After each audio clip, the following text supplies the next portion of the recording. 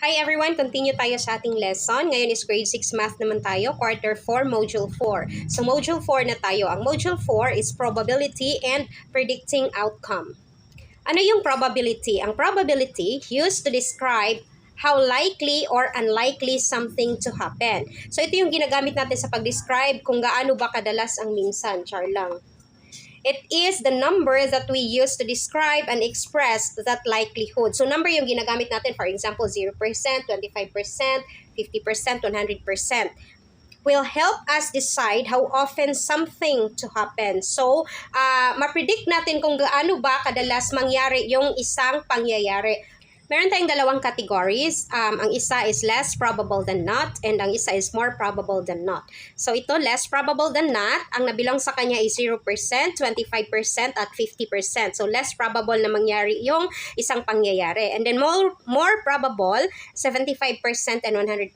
So mas malaki yung tsansa or merong tsansa na mangyari ang isang phenomenon. So, meron tayo ditong 0% or impossible to happen. Ang impossible to happen is 0%. Meron tayong example, it will snow in the Philippines tomorrow. 0% yung ating probability. Bakit? Kasi ang Philippines is tropical country tayo. So, imposible na mag-snow sa Pilipinas. So, that's why 0% yung probability natin. Dahil hindi talaga mag-snow sa Pilipinas. And then, ang 1/4 or 0.25 or 25% unlikely to happen. Example, the likelihood that two people in any group of 15 will have the same birthday. So, meaning 25% lang yung probability nila kasi hindi mo naman sure na meron talagang magkapareho ng birthday sa 15 na katao. Pwedeng merong magkapareho ng birthday pero mas malaki ang tsansa na walang magkapareho na birthday kasi 25% lang siya. Next is 1/2 or 0.50 or 50%. As likely or as unlikely or equally to happen. So, ang 50% is equally to happen. For example, the weather forecaster says there is 50% chance of rain today.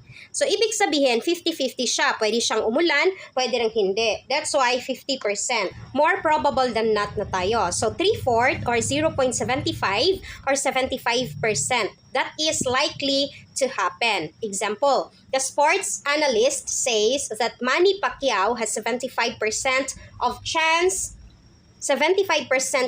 of winning his fight. So this is 75%, meaning si Manny Pacquiao is likely to win his fight. It does not mean that he will win the fight.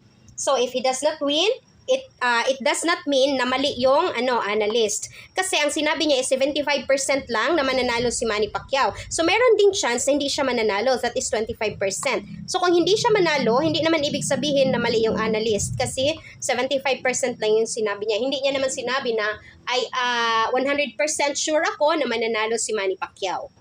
1.0 or 100%. Certain to happen. Example, the sun will rise from the east. So, ibig sabihin, mangyayari talaga siya. Kahit na anong mangyayari talaga. Kasi naman, yung sun, mag-rise naman talaga siya sa east, hindi naman sa west. So, certain tayo 100% na ang sun is mag-rise from the east. Ngayon, i-test natin ang ating napag-aralan. So, ang 0% is impossible to happen, 25% unlikely to happen, 50% equally to happen, and 75% is likely to happen, 100% is certain to happen. Meron tayong mga example dito, sasagutin natin siya. Ang number 1 is the sun sets in the east. Ano kaya ang sagot? Ang sun daw is mag-set sa east. Ang answer natin is impossible or 0%. Bakit 0%? Kasi ang sun mag-set siya sa west, hindi sa east. So, hindi talaga mangyayari na ang sun is sa east mag-set. Sa west talaga yan siya. So, that is 0%. And then another example, a pregnant woman with a big and round stomach may have a baby girl. Ano yung sagot natin? 50% or equally to happen. So, this is 50%. Bakit 50%? Kasi hindi natin masasabi na babae ba or lalaki ang kanyang anak at dalawa lang yung choices whether pwedeng babae, pwedeng lalaki. So 50-50 siya. That's why 50%. 50% siya pwede maging girl at 50% din siya pwede maging boy. So that is equally to happen. Third example, an earthquake occurred. There will be a tsunami. So ano yung sagot natin? Meron daw earthquake. So magkakaroon din daw ng tsunami. Sa Pilipinas, imposible or most probable unlikely to happen siya kasi hindi naman tayo nakaka-experience mostly ng ganun. Pero pwede siyang mangyari. So ang ilalagay natin is unlikely to happen. So that is 25%. Na merong chance na mangyayari siya na kapag mag-earthquake is mag-tsunami din siya. Pero maliit lang yung chance niya. Number 4, the jeepney that runs is likely to meet an accident. So ano yung sagot natin dito? Ang sagot natin dito is 25% or unlikely. Bakit? Kasi hindi naman lahat ng tumatakbong sasakyan dyan is nadidisgrasya. So minimal lang yung mga nadidisgrasya. Kaya 25% lang yung ilalagay natin.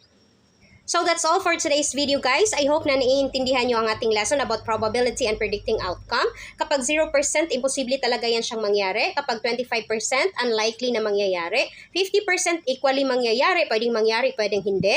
75% likely to happen. Mas malaki yung chance na mangyari siya. And then 100% certain to happen. Ibig sabihin, mangyayari at mangyayari talaga siya. See you on our next lesson, guys. Bye!